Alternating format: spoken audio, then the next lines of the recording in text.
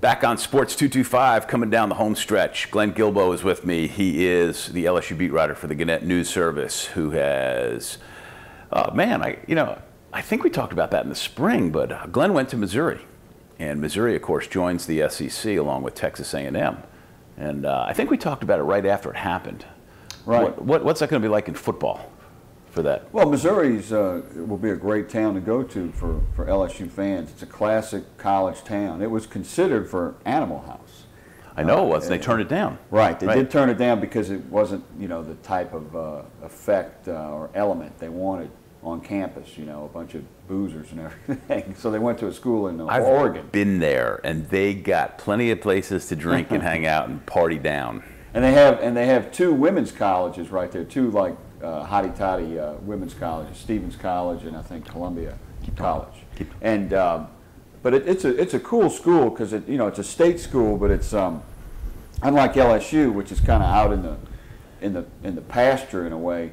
It's right there in the town. The town of Columbia morphs with the campus, so it's really pretty cool. Like the college bars are downtown. And it's a neat town, and they have a great football atmosphere. It's day football, which I wasn't used to when I went to school there, but and they've been better the last few years. In 2007 they almost qualified for the national championship, and they've been pretty consistent under Coach Pinkel the last several years. I was telling Les Miles about this last week because we stopped at the University of Michigan, and on this trip that we took this summer driving-wise, visited, just coincidentally we were in the towns, but we went to the University of Illinois.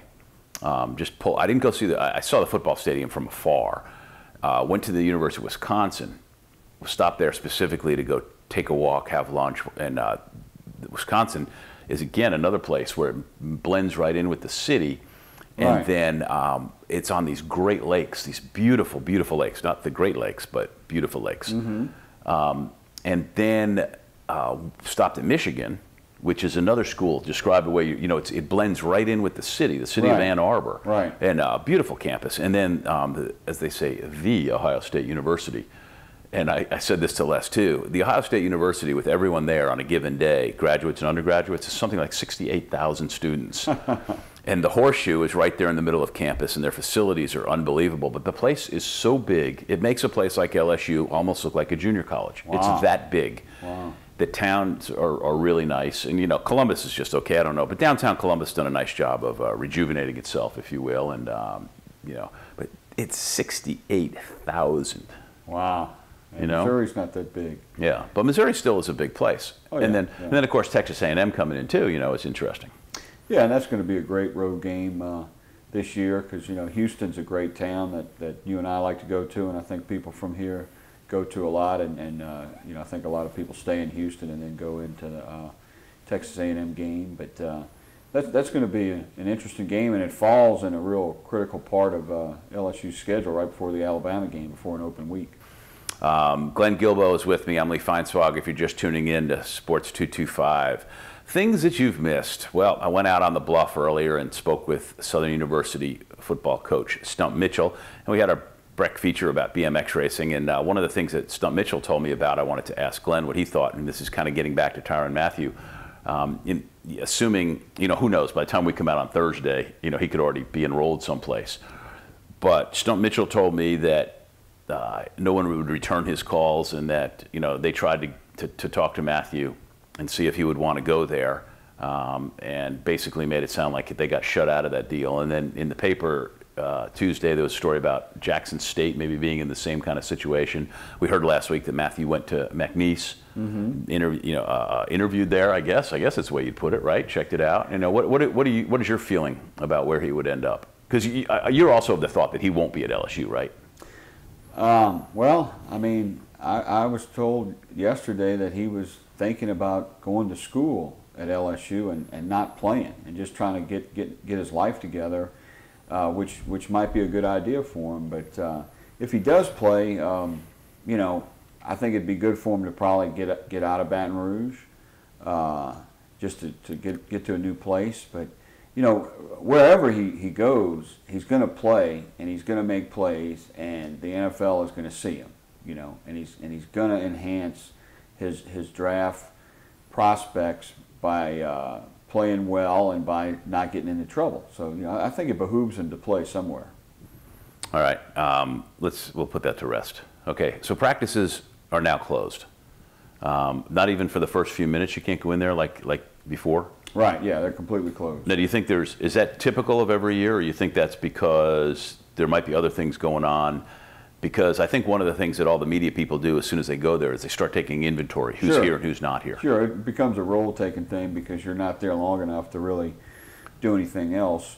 And he closed them last week about 2 weeks ahead of schedule, which was a signal just based on past situations that somebody was either about to get suspended or had been suspended or there was a major injury. So we kind of knew what was happening when that Friday press conference happened. So, but now he's probably just doing it for no reason other than just to get focused back to football, because they've had two, you know, national stories. First, Rob Bolden from Penn State coming here, and now this Tyrann Mathieu thing, and you know, I think Les probably just wants to get back to the simple business of football. Taylor interviewed Rob Bolden, the transfer from Penn State, last week on Sports 225, and seemed like a bright kid who, you know, had a handle on things. He addressed the Penn State thing without hesitation, and it's kind of still a curious move to end up in Baton Rouge and at LSU. Well, LSU recruited him coming out of high school, and Bolden had some contact with LSU months ago before the NCAA hammered. Yeah, because you know, he's a kid who was going to transfer anyway. He wanted out and had tried to get up. Paterno wouldn't give him a release. Right. Even if nothing had ever happened with Jerry Sandusky and Penn State, none of that had ever happened, Bolden might well be at LSU right now, and he probably definitely wouldn't be at Penn State. You know, he'd been trying to transfer since the end of his first year. But, you know, this is a kid who's started parts of 2 seasons. He's dealt with a lot of criticism, and he's dealt with a lot of early success, and he obviously knows how to handle himself in interviews. And I think he's a guy you want as a backup when you go to Auburn for the first time this year, if you need to give Mettenberger a blow, or if Mettenberger gets hurt or something. You know, you need that experience. And it reminds me of when in the 2000, I think it was the 2001 season, when Rohan Davey was the starter. Randall was technically the backup, but for the first road trip, Saban took Mock just because Mock was older and thought he'd be able to handle the crowd better. You know, so I think you might see the same thing with Bolden. It's interesting because you wonder what Rivers. Steven's the one who's here. Phillips the one who plays in the NFL. Steven's still technically the number 2 quarterback, but just the way Les talked glowingly about Bolden's experience when he signed him, I got to think Bolden's going to be the number 2 quarterback before too long. Glenn Guilbeau's with me. We're almost out of time, but all right, so August 16th today, Sports 225. Just more than 2 weeks and a couple days till the first LSU football game. Of course, if you knew the answer to this, you'd go to Vegas and lay some bets. But what surprises will we be thrown, and what curveballs in the last 2 weeks before the first game?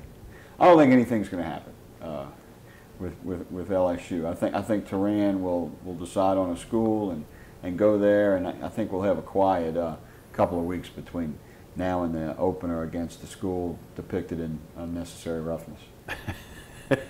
That would be the University of North Texas. One of my favorite movies. That was it. You know, Sinbad was really good in that movie. Scott Bakula and Kathy Ireland. Yeah. No relation to Doug. No. Doug Ireland is the sports information director at Northwestern State and our good mutual friend. If there's a spot for Tyrann right there. That'd be great for him to go there. That would be. Bradley Dale Pivoteau, and you know, there's not a more beautiful small town than Nacogdoches. You can check out Glenn at lsubeat.com. Follow him on Twitter at LSU beat tweet. Up to 5,000 yesterday. Really? Over 5,000 followers. Wow. Yeah, it's addictive. I got to get away from that stuff sometime. If you have no life whatsoever, I'm Lee Feinswog at Twitter, or Twitter at, and every once in a while I throw out something, My biggest rants were about NBC and the Olympics. Glenn, thanks for coming on. Thank you. All right. One last check at the time here. Oh, we're beautiful. We got to get out of here. Thanks for watching Sports 225.